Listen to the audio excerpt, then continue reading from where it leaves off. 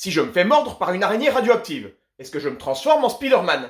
Les scientifiques ont répondu à cette question, et la réponse est non. Je vous explique pourquoi. Il y a deux raisons principales.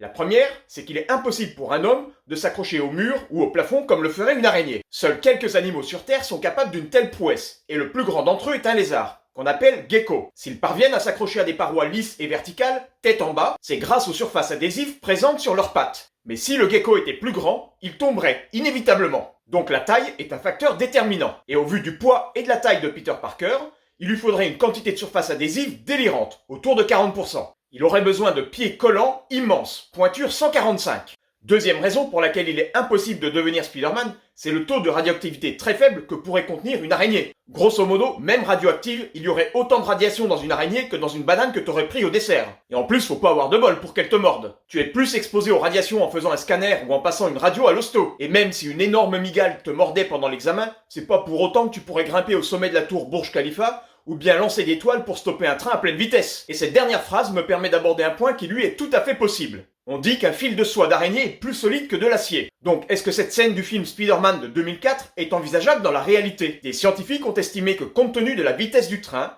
de son poids avec 1000 passagers à l'intérieur, il faudrait résister à une force de 300 000 newtons. La rigidité de la toile est également importante. Celle de Spider-Man est évaluée à 3,12 gigapascales, contre 1,5 à 12 gigapascales chez les araignées. La solidité de la toile de Spider-Man est d'environ 500 mégajoules par mètre cube, ce qui est comparable à la soie de l'araignée Darwin. Du coup, ce n'est pas fictif. La soie de Spider-Man, s'il existait, pourrait réellement arrêter ce train.